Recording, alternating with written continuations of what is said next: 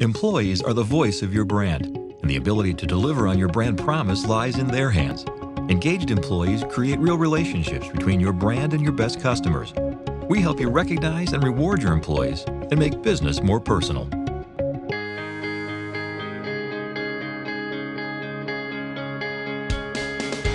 Employee engagement is more than just an HR buzzword, and firms that view it as flavor of the day or only pay it lip service could find themselves losing market share, or worse.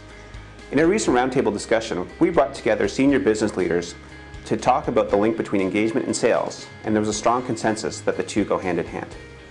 Studies have shown higher employee engagement can improve the customer experience, leading to increased sales and profit. But for retailers with franchise partners, it can be a challenge to convince everyone of this premise. Every guest is so critical. So marketing can drive 4% of new guests, but the four-wall experience brings 96% of those guests back. And so if we fail, then we see a guest count decline, and we can't afford to do that. So when the associates are engaged, sales are actually higher because they're doing their jobs better. There's something about building relationships in all of this. If you think about it from a financial services standpoint, if you think of just a basic teller, right? I mean, they're there and they get measured on cross-sell, right? Sell more products. And if you felt that you're being sold upon, you sort of don't react very well to that. Whereas if you think about it as a partnership, that I have knowledge and I like to impart that knowledge and help you in your financial decisions, I think that changes the nature of the it becomes a relationship. And I think that's a really important element. We identified an opportunity to enhance the bottom line through engaging in a particular area, which is technology. I told Todd a bit of a story about that. Is that a good time to share that story? Sure. So there's a particular question on our survey which talks to, I have the tools and resources needed to be productive at work. And we saw year over year the score was really low versus the industry benchmark, and just we weren't making any traction, and really sort of had a look at what are the tools that we're offering right now, and are they really helping employees, and discovered we weren't really leading edge when it came to technology. In fact, we were sort of on the lagging edge. So started a project called Going Mobile, where we targeted sort of 4 key areas. We implemented wireless, bring your own device, Google as our email and filing tool, and a cloud-based intranet.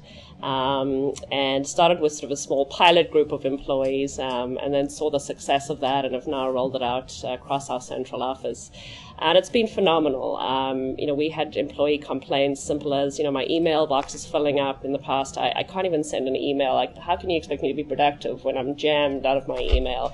Or our employees in the field not being able to access the network because they couldn't VPN in, and they were just sort of challenged to get the information they needed.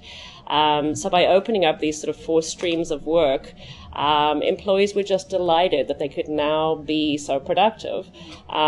We did a pulse survey after we rolled out this project and actually saw a 21-point lift in this particular question around productivity. So that's going to hit the bottom line.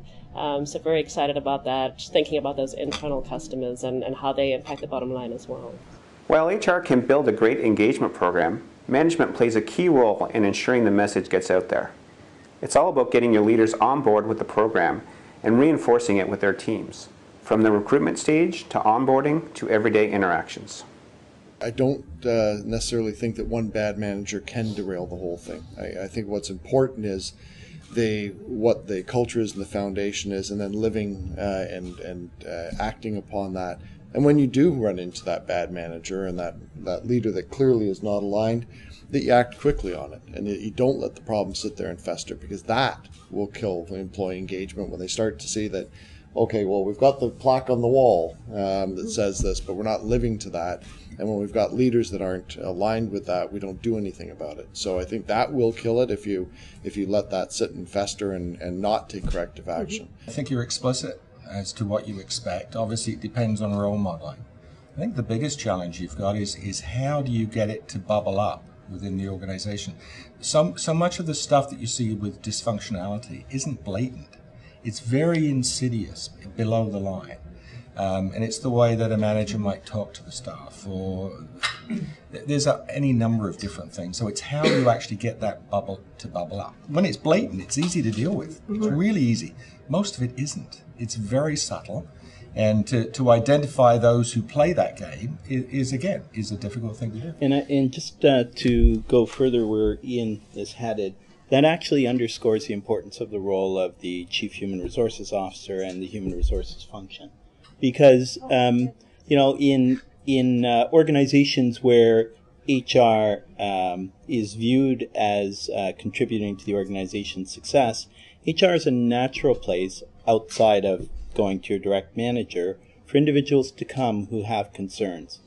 And one of the things that I think that is required of any HR leader is courage, because that HR leader has to have the courage and the ability to speak up and voice those concerns and hopefully help in a constructive way the organization to move forward to address those concerns. The biggest struggle we have, Todd, is we're not the business owner. So in our business, where we're franchised, or almost 95% franchise, the associate experience in the four walls really is owned by that franchise partner and the management team. And so, though as Cara, we can go in and guide and counsel and share best practices, we can't actually force them to behave in ways that are remarkable and demonstrate exceptional leadership. And so that's a big struggle for us, and it is a gap for us, because we do have franchise partners that have opportunities, and so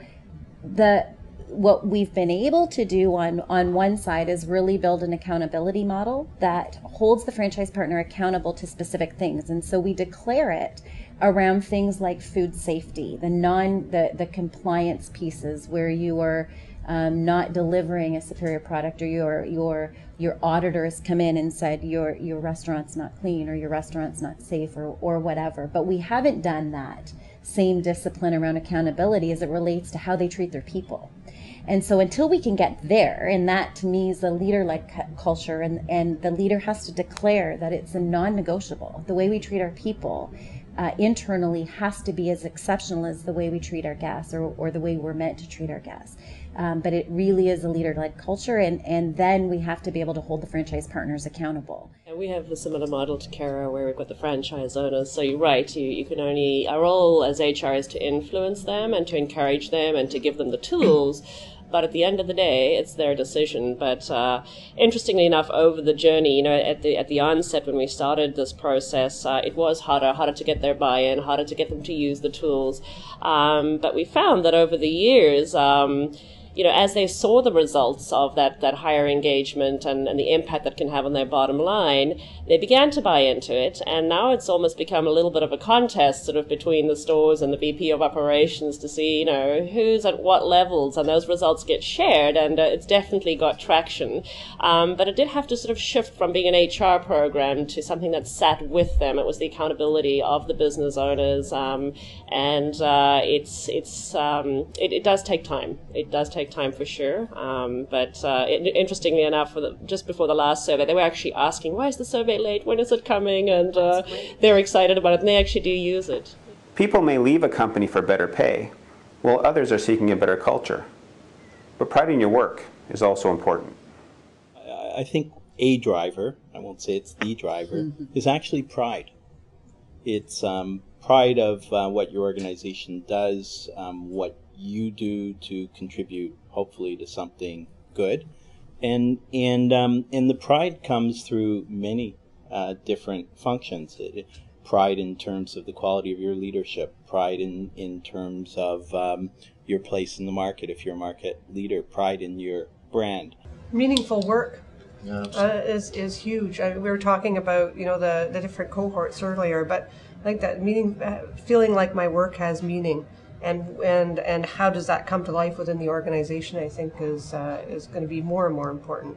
Yeah, I think that's absolutely true. And I also think it's the ability to influence and affect change within your sphere of influence in terms of the work that you're doing. And when you recognize there's a problem, am I able to contribute to the solution? Am I heard?